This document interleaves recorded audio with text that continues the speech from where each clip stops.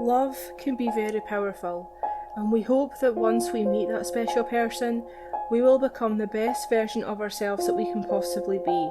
But that passion we once felt can quickly turn into jealousy and paranoia, which can turn toxic and become very hard to escape from. Trigger warning, this episode will discuss domestic violence as we uncover the disappearance of Sandra Kay Baker. Hello and welcome to the 6th episode of Uncovered True Crime Podcast. My name is Stephanie, and each week we uncover a different unsolved true crime case, ranging from unsolved murders, missing persons, suspicious deaths, and Jane and John Doe cases. You can find the podcast on Stitcher, Spotify, iTunes, Castbox, and other podcast streaming apps. You can also find the podcast on YouTube by searching for Uncovered True Crime Podcast. You can follow the podcast on Twitter at uncover_pod and on Instagram at uncoveredtruecrimepod. Without any further ado, let's uncover the disappearance of Sandra Kay Baker. Sandra Kay Baker, known as Sandy to her friends and family, was born on the 21st of June 1953. In 1999, her best friend Linda Henry introduced her to a man called William Cray, and true to form, Sandy fell for him very quickly. Linda knew that when Sandy fell in love, she fell hard, evident by the fact that she'd been married 6 times before. Sandy's 2 children, Shedra and Sean, were all grown up and no longer dependent on her, so shortly after meeting William, she moved over 1,000 miles away from her home in Florida to Delaware Township in Pennsylvania to start a new life with him. They soon got engaged and should have been excited to start their new life together, but there were problems bubbling below the surface, and everything started to unravel when, in May 2000, Sandra went missing, never to be seen again. Sandra was reported missing on the 25th of May 2000, and her fiancé William told police that he had last seen her sometime between 8:30am and 9am that same day at Sheet's convenience store on Route 18 near Transfer, Pennsylvania. It is unknown where William went after 9am, but CCTV shows that Sandra left the store alone in her 1998 blue Honda Accord, and a witness saw her driving south towards Sharon, Pennsylvania, although the time of this sighting is unknown. William then stated that he had received a call from Sandy around 1pm the same day. He claimed that Sandy had told him that she was in danger and wouldn't be able to return home, but that she would call him in a few days. She didn't elaborate more, and a second call never came. Despite this alarming detail, police didn't put out any alerts on her car, something that lead detective Robert Lewis would later come to regret. I am unaware what efforts were made to try to locate Sandy, or how her case was treated at the time she disappeared, but 5 years later, her fiancé William Cray would be publicly identified as a suspect in her case. It turns out that a year before he met Sandy, William was convicted of violating a protective order against his ex-wife Deborah. Deborah initially played down the events of that evening, but would eventually tell police that he had held her at gunpoint and beat her. Like many domestic violence victims, Deborah was initially too scared of William to tell the police what actually happened. William's best friend, private investigator Clifford Alley, was also there that night and drove William to Deborah's house, but it is not known what involvement he had in the incident beyond that. At some point during his relationship with Sandy, William hired Clifford to do a background check on her for unknown reasons. 2 weeks before Sandy disappeared, Clifford told William that Sandy was in a lot of debt and that she was still married to her 6th husband who was living in Florida.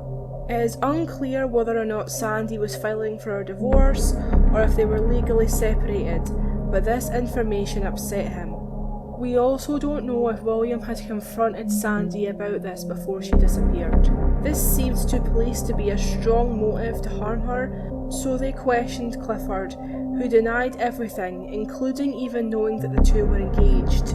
He was soon arrested for hindering prosecution, and when police made the arrest warrant public, they also revealed William as a suspect.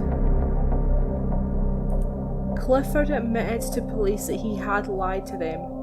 He said that William confessed to strangling Sandy and hiding her body. He said he had no knowledge as to where her body was, and that he hadn't come forward with this information sooner, as William had threatened to harm his children. Clifford also said that William had asked him to call a collections company to get Sandy's car towed, knowing that she was behind on payments.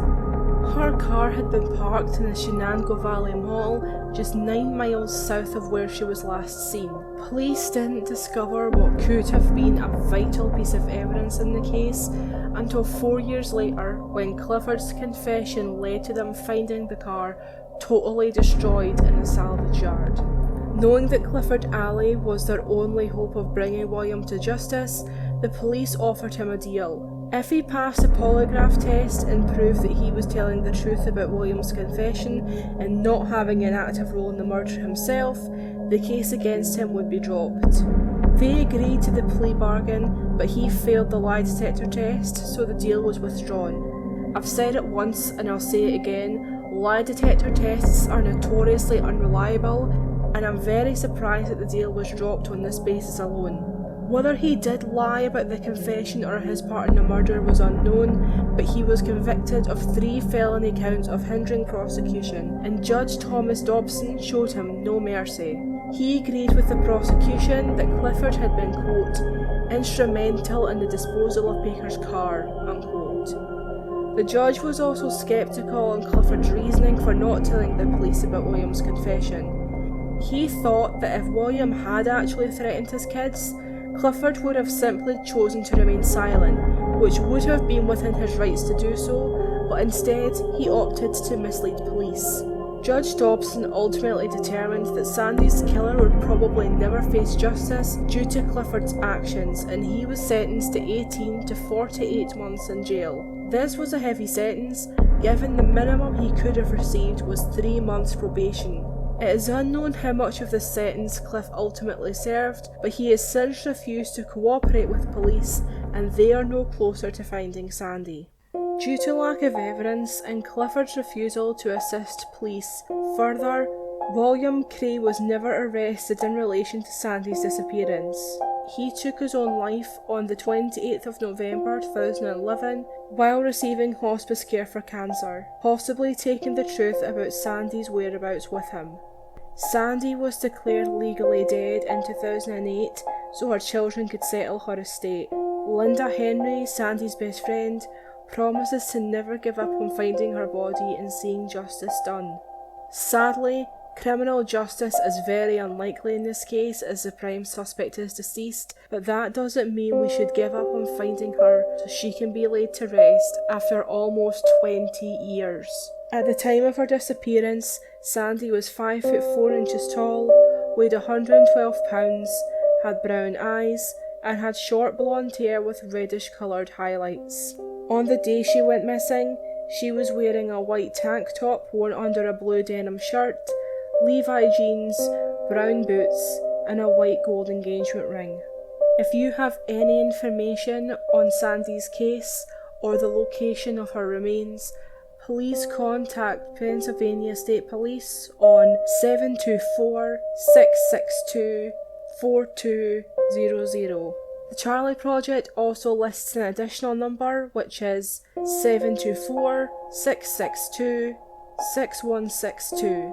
I would like to give a special shout out to Megan from the Charlie Project, as her coverage on this case was my main source of information. The Charlie Project is a website that profiles thousands of missing persons cases all over America. And any time I cover a missing persons case from the States, 99% of the time, the Charlie Project website will be in my list of sources. Sadly, Sandra's case didn't seem to gather much media attention at the time, so Megan's coverage on this case really was vital in my ability to cover it, so thank you. While everyone is innocent until proven guilty, I think we can all agree the prime suspect in Sandy's case is deceased, although her body still hasn't been found, which is why I wanted to cover this case.